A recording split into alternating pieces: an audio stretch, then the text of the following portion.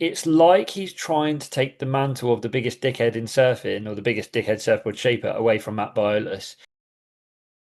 Welcome to the Insiders Audio Noughts. I'm live from Essaouira, Morocco, currently on family vacation. Maddie, I'm just going to give you a future tip.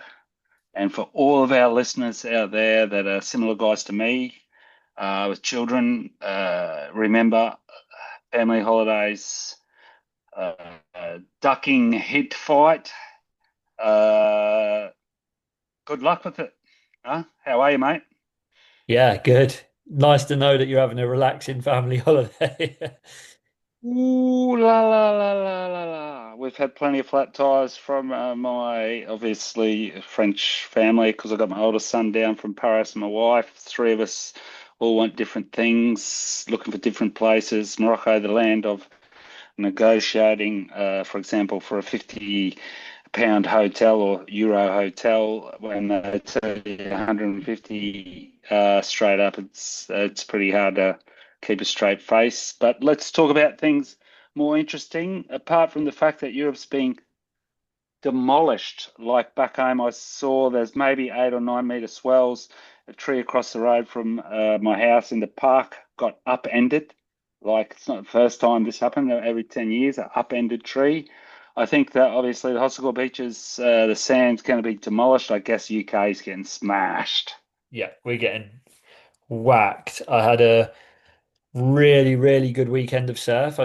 But I kind of saw it. So I looked at the forecast and I saw Saturday really good, Sunday really good, Monday good but dropping, and then Tuesday onwards it's literally like 18 to 20 foot onshore at about a million miles an hour. So I cashed in all my chips this weekend and surfed a lot. Um and surfed and got a last one in on Monday. And then yeah, now we've been cooked. But Yeah, being cooked. So we just got to keep our head down for a few weeks. And let's cut to the chase, Matty. This is our third review episode of one of the best video series to hit internet for surfers, in my opinion, over the last 20 years. Kelly Slater surfboard selection with Stab. What did you think, Matt? yeah, Stab in the Dark's X is basically, I agree with you. It's almost like my favorite series before this was How Surfers Get Paid. And this is almost like a How Surfers Get Paid cross Stab in the Dark, cross Kelly Slater exclusive. And this is by far the best episode so far, which is really funny because I said episode one was one of the best episodes of anything I've ever seen. This one, I never thought I would review a Stab surfboard review program as heavy, emotional, insightful, deep, incredibly gripping. Um, it's amazing. What did you think? Yeah, I think Stab were obliged, or in old layman's terms, English, forced to step outside of the box from, like you said before, it is a Kelly Slater exclusive. Basically, Kelly gave him his time, but obviously not as much time as they got out of Mick, Jack Robinson, anyone else. This is Kelly Slater. The guy's got a lot of businesses going on, one of which they talk deeply about in the show. His entry into the surfboard industry with Firewire. I think it's incredible thing because I just love seeing him surf. I love seeing what these five shapers came up with him, and also the backstories. For example, myself and maybe you uh, have obviously got a couple, because that's what we see, preconceived opinions about Britt Merrick. Like, I won't say just a little bit of that American arrogance. I've got a little Brit story for you, Maddie, from your guys. We still had the Channel Islands license, did we? I think we did. And he was getting back.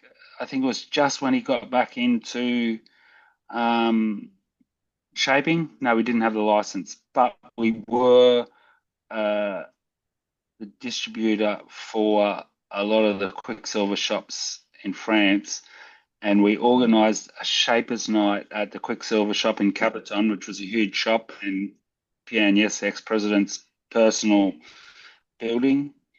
And we kind of pushed it with our limited marketing skills at the time and reach, but we still got pushed across Quicksilver channels and everything. And maybe five people turned up, and Britt got the shits. His ego couldn't handle that. He got the shits and left.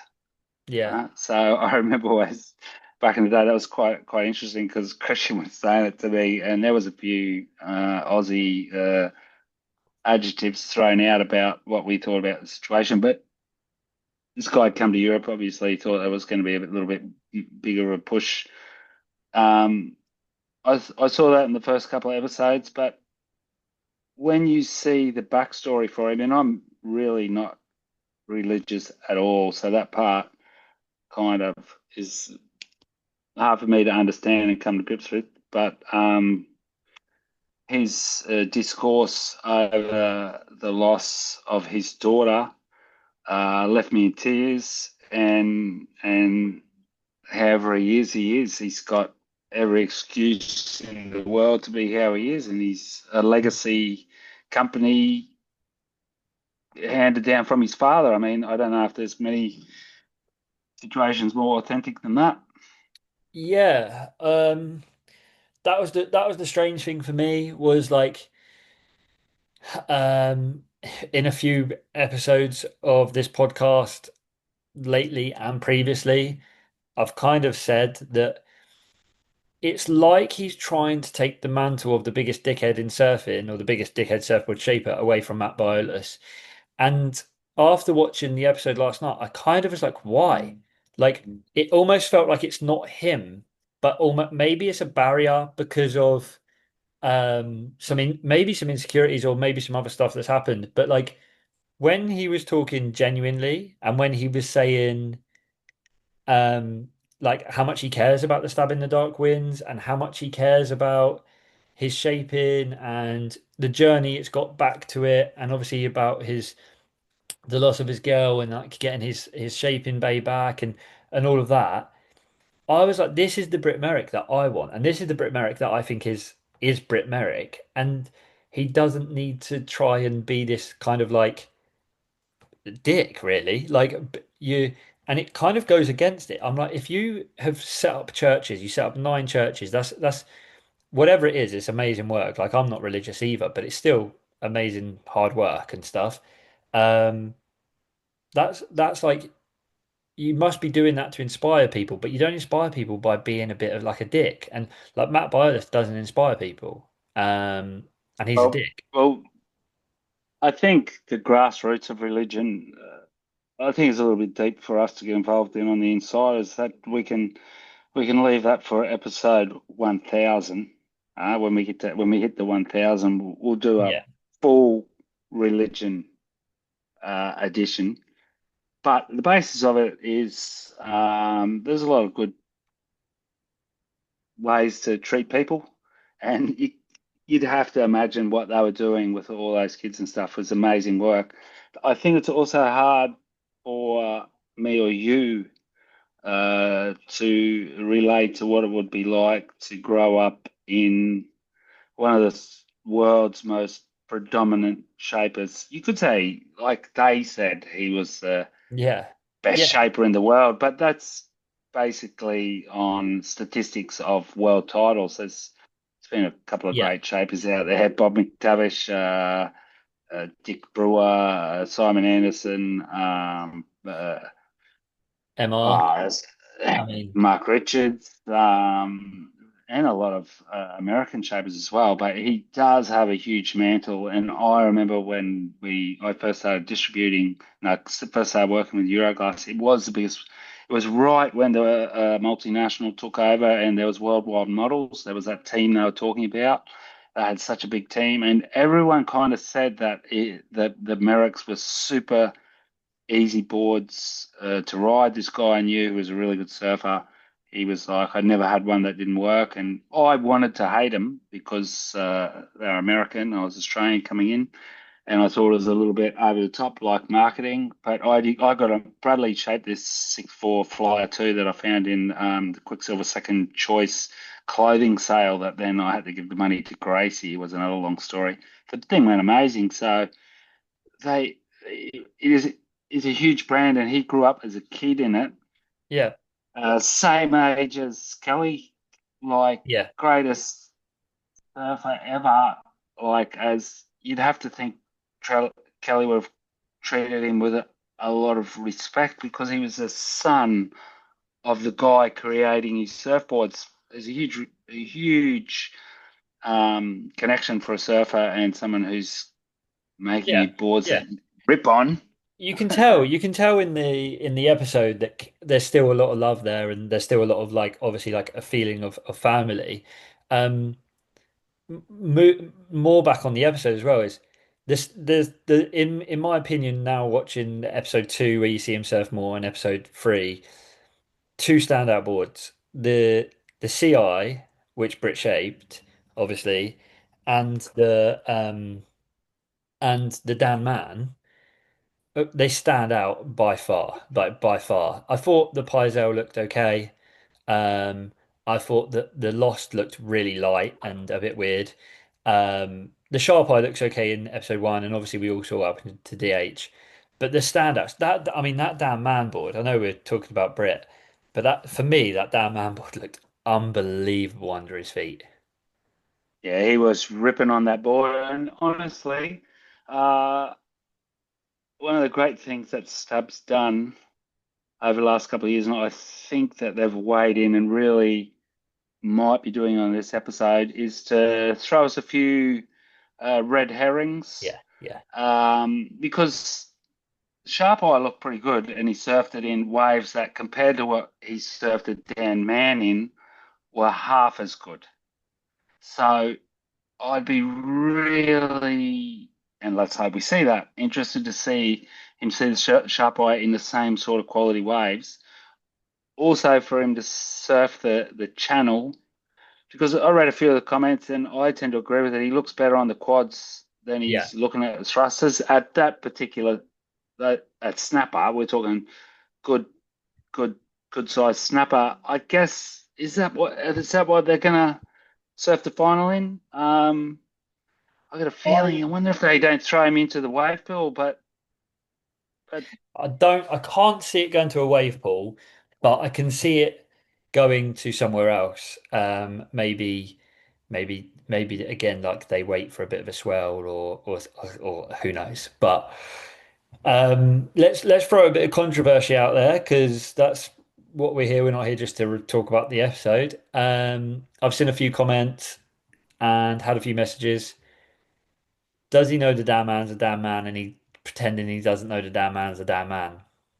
yeah, I reckon. I've got a feeling. I mean, just if he actually listens to what he's saying himself, which was that was a board that felt the best. It was easy as a surf, less hang-ups, kind of just felt natural. I'd have to say, you'd be, and he's not an idiot, especially with surfboards. You'd have to think, look, I know what that feels like. Yeah. And it's weird how Dan Man was like, this is the last board I made him, or like I've gone back to the boards I've made him recently, and I want the board to feel like it disappears under his feet when he stands up and not have to think about too many things. And then when he gets out and he's reviewing the board, he's like, I didn't have to think about anything, and it felt like the board was just disappearing under my feet and stuff. And I was like, oh well, that aligns quite well. That kind of is probably opening up some lines of conspiracy. A lot of people are having a bit of a bitch that he's got an unfair advantage. Well, I just No. think that's just sookery. I Also, think, going way back in the day, he was he had I don't know how many Almerics he would have got a year back in the day, Channel Islands. Simon Anderson shaped him a round pin 6'1", 18 and a quarter, 2 and a quarter. He won 3 or 4 comps on it. The thing snapped. and Christian fixed it, like snapped, Yeah. fixed it, and then he went back and he won J Bay on it. And this would have been Simon. Then shaping relatively blind on shaping machines that are nowhere as good as what they are these days for designing and replicating. It was just like throwing Yeah. the two dice down and going for two sixes, and he got to two sixes. All of these guys, as great as they are, and they're all telling us how great they are, and Stubbs telling us how great they are, they had every bit as much chance as Dan Man to just like come Yeah. up with something that he would love. And plus, like they didn't like Julian Wilson rode for JS and he didn't discount JS and obviously that was there. And I know that people are making this big deal about that Mick Fanning discounted DH and Kolohe discounted Mayhem. Yeah, So what? maybe because they guessed who they were, but also like Yeah. like Jack So Rose, what? yeah, like realistically it's Kelly. I think Kelly will be he loves himself too much to lie. And I think if he thinks there's a board better than the damn man, I think he will say it because again, you see it. He froths out when he gets out and he's like, "Did you see that wave? Did you see that wave?" That's just like that's a normal surf. That's just a surfer. The fact that he's got 11 world titles goes out the window. He is just like frothing on getting good waves still on a board that felt good. So I don't think there's an unfair advantage. I mean, you heard Matt Byler say like Britt's got 50 of Kelly's favorite boards hanging around his factory. Is that an advantage? Probably not. Dan Mann's shaping in boards, is that an advantage? Probably not. Because like how many ghosts has John Pyzel shaped for John that John doesn't like? Loads. Because you can't sometimes the weight feels off or the blanks off or the glassing's off or you know what I mean? Like you can't replicate boards that well anyway. So Whose board did he get the backhand barrel on again? Was that a Biolis? no, the backhand barrel was the Dan Man. That's pretty sick, eh? Like Oh late no, night, sorry, no the hands. CI. The CI, sorry. You sure, we'll go back. Yeah. Okay, but either. Because Okay. he surfs the Dan Man purely at snapper going right, and he surfs the CI and it gets dark. Because he surfs the Biolis when it's like windy and it looks really, really light, and he says he has a shocker, and then he gets the barrel to the air, and then he comes in on the Yeah, like Biolis. it did look light. See, he can blame Dan Man for having an unfair advantage, but he, like D Darren Hanley, rolled the dice and Hmm. picked a blank, which was what is it? Is It's it got an inkling of EPS in it or something like yeah, that, or is it the Brazilian. resonating? Yeah, Brazilian hexel foams, just PU with EPS glass. No, Or it is not a little bit EPS. lighter, most probably a little bit more whippy. I don't know. No, not whippy's not the word, but the foam would be a little bit denser, so it's Yeah. given it that.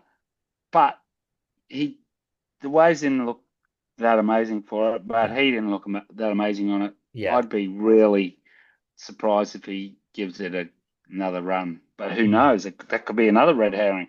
Could be. I also thought that um a little like nod from for me to Stab was um I felt like this episode kind of made an example or like showed Matt Byles up a little bit, like how like the Lost brand is built on fuck competitions and rebellious like anti culture is how they started, and now it's at the stage where he sponsors more than anyone else on tour and like kind of is a tour comp guy and tour comp brand.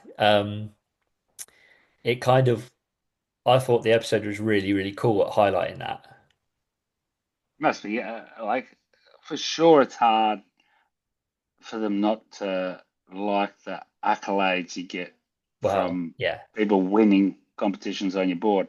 Now, how much of an unfair advantage do they have of all everyone else? Like to be able to supply all those boards to people all the time. yeah, Three of the three of the shapers in it are from California, that Californian stretch, Santa Barbara, and two from down near San Clemente. And then you've got Pyzel, who's Hawaii, and like they say, had the advantage of being with John John. But he won two in a row, didn't he? With was it Dane and Geordie? Dane and Geordie, yeah. Yeah, so like and then Yeah. DH is on the Goldie. They're all like massive brands, but Dan Man's smallest uh, name out of the five, but with the biggest company. And I really thought that was interesting. His approach to it is like he knew, and I figured that as well. Like what he says just says makes sense. Like, of course, Kelly was looking for, would have wanted something a bit thicker. You heard him saying, and I saw it. I put a comment, I think, after one episode that has he got a bit of a beer belly going, but I think I use the word like chia seed belly going. And he said himself, and Sam McIntosh replied to me and said, "Oh no, that's just the camera angle." And I was like, "Yeah." I just thought he looked fuller around the girth.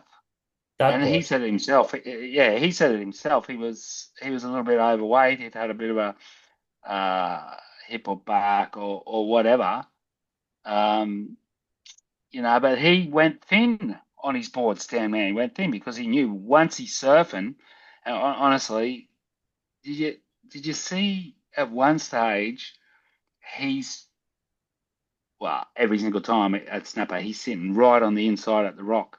Now you can do that, and like if I did that, or if you did that, five people are going to drop in on you. Trust me.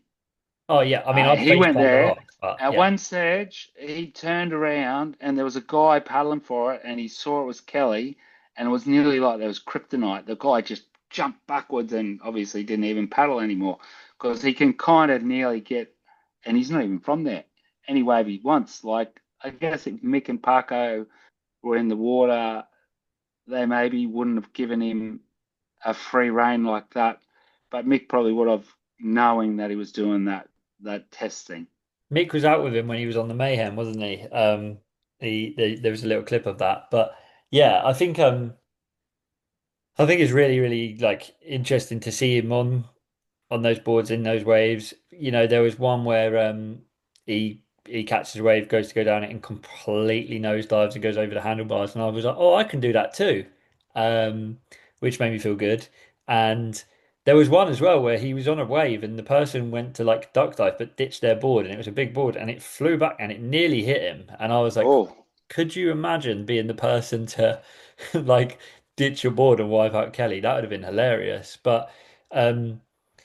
Another incredible episode. And like I said, I think the sleeper in all of this is the Pyzel. I don't know if it'll win, but I do wonder if Kelly thinks, right, I need to test the final, like agree in the decision. It needs to be in good waves.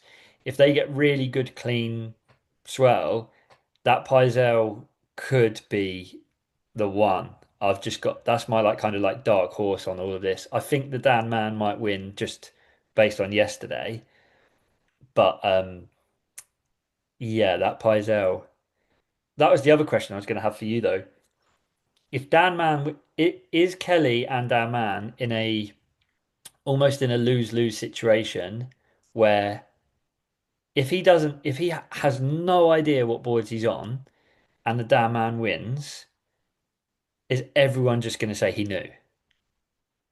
or is everyone going to say that it's a sick board? I want one too. Um, What about yeah, I think they will. I think they'll get the piss taken out of them. I wonder if that's why they did straight away another series with Ethan. I tell you, man, he looked he looked fucking pretty good on that board, Mm, didn't he he? did look good. Like I say, I thought he looked real. It was great because I thought he looked really really good on the CI, and I I've just I, th I thought he looked the best so far on the Dan Man, me but too. also I'd have to, if I was betting here, I'd have to say that at the moment there's no chance I think that the Biolos is going to win. No, me too. Me too. So for me, the Biolos and the DH Yeah. are out. So for me, that comes down to Sharp Eye, the man, CI, and who else? Pyzel. Just them three, and Pyzel. Pyzel. Yeah. And I don't know if Pyzel's gonna win it either. He kind of looked a Depends on little the bit. waves. I think the Pyzel is really wave dependent. Here's the other thing I really wanted to bring up that when we was talking about Britt Merrick, we got sidetracked and I got sidetracked. If you ring someone and go, look, I know you've been making me boards for years and years and years, and we've had this great relationship, and you've done everything for me. You've sponsored me since I was a kid, and I love you like you're like a father to me, blah, blah, blah. But I think I'm gonna start my own surfboard brand. Is that cool?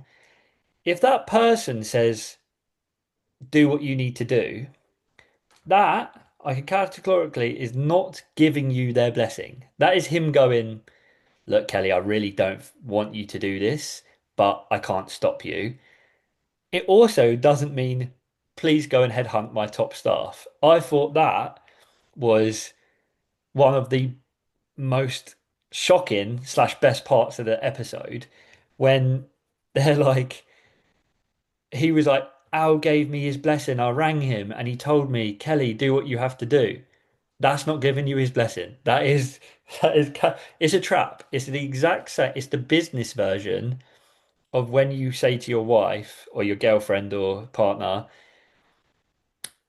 I'm going to go out with the lads for a few drinks tonight when you've arranged a meal with her. And she goes, it's fine. It's not. It's a trap. Don't do it. I thought that, I don't know. I wondered what your take on that was because for me, that was hilarious. Look, Channel sold to Burton. Yeah. Now I can't remember if Kelly left them after that or before it. But the minute that deal was done, where he sold for big money to a big company, cashed in, fuck, it's an open slather, man. Kelly Well, can do what he you think it's wants. what and take their staff members. Take their team manager. Why not? Fair Uh, enough. Fair enough. like he knew him better than the new owners did. Kelly was there longer than the new owners were for him. Channel Islands and Merrick got to where it did as well because of him. Before, okay, yeah, had Tom Curran, which is great and everything like that, and he was good. But Kelly's the one who made them like he cemented Quicksilver's place in the world of surfing.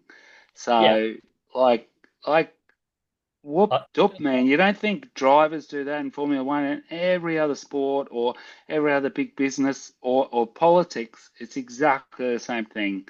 And they cashed out for I don't know how many million at a time, but tough yeah. I titties. mean, I It's unfortunate. It's unfortunate, but come on. What sort of legacy was he? yeah, If they're business is that good, business. Business is well, business. also he wanted to have a surfboard brand.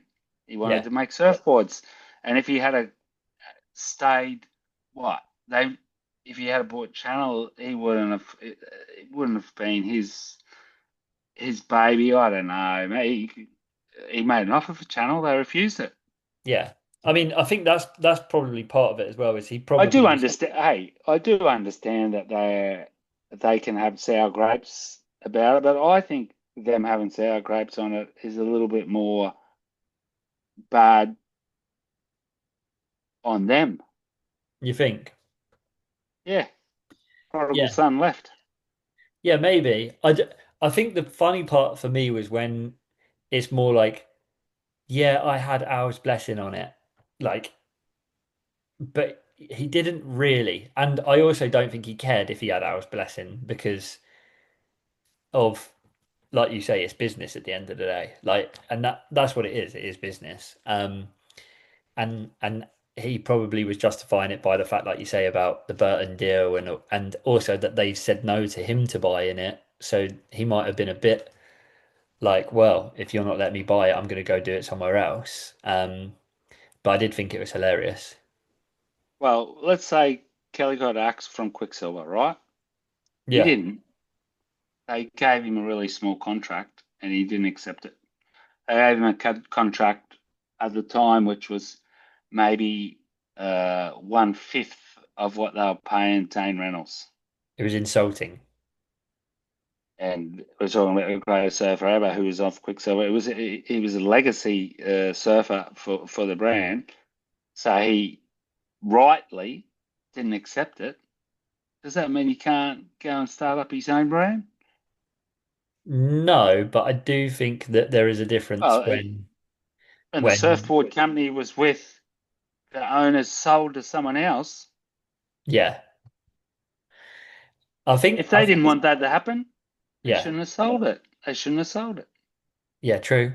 Yeah, absolutely. And at the time as well, you could say that, Britt had turned his back on the company, like whether like at the time of when he was doing his church stuff, before he went through what he went through and stuff, he wasn't thinking, oh, in 5 years' time, I'm going back to CI. So he almost, they say that John Pyzel got kissed on the dick by a fairy to land John John.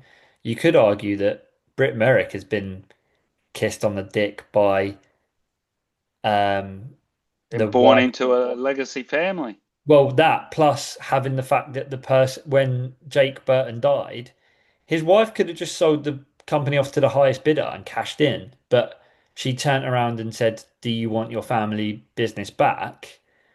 That's so fortunate. Like she literally could have just gone, "Who wants to buy CI?" And it could have been bought by, Quicksilver could have bought it at the time, or AB, or like, anyone could have bought it. Hurley might have bought it, and then you never know what happened to the brand. So it's crazy fortunate that she turned around and said, "Do you want your brand?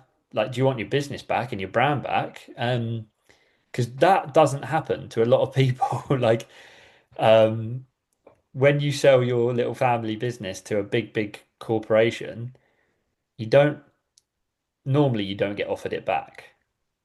There you go. And on top of that, like all of these, say a little I care about their bullshit is all of them are all around the world with ghost shapers in every single different country.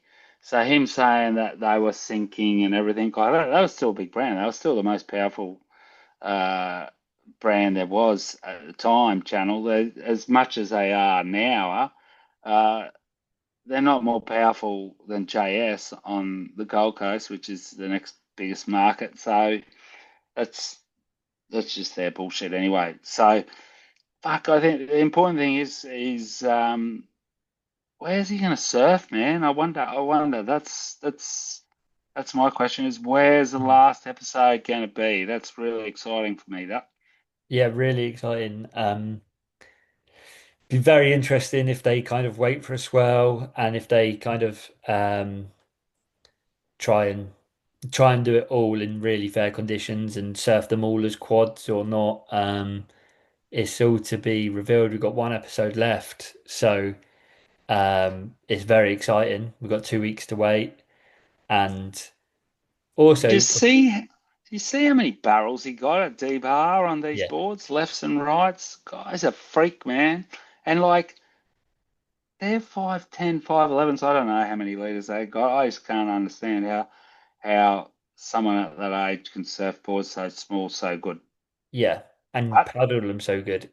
Also, Luke Monroe, he got described as a surf something or another for the trip. Like he was scoping, like they they made it out that he was scoping out the swells and the best places to surf. Kelly surfed at D-Bar and Snapper the entire time when it's been super crowded and not great. I was like, this guy's got the best job title in the world. He's probably charging a consultancy fee. Um, and he was the most amazing surfer, and I bet he still is. oh yeah, for sure. But the I fact think that he started up a surf betting company at the time as well on the Gold Coast. I forget what that one was. He really, was in yeah, charge of it, or he was really good at it as well. But they had images of him like with binoculars looking and Yeah, stuff, and then it just flips to Kelly surfing super snapper. crowded snapper. I Um, hope I hope the last episode isn't snapper, by the I way. don't think it will I be. mean, it's all right, but I just hope it isn't. I've got a feeling they're going to try and because he said he wants to surf somewhere that isn't really tide affected, that he can surf for each board for an hour. He said he wants to narrow it down to three boards and then surf those boards for an hour at a time in the same conditions. If they do that, I don't think it's going to be Snapper or D-Bar. Um, I think it's going to be somewhere else. Well, we'll soon see. Well, Matty, I'm going to have to say goodbye. Thanks for No, listening to me. thank you so much for taking time out of your super relaxing family holiday. And we'll be back. We've got a Tom Marrett episode dropping after this one, so stick around for that. And we've got more and more on the way. So, au It's revoir. not going to stop. It's not going to stop coming, audio Nords. Thanks, Matty. Au revoir, You. and see you next week.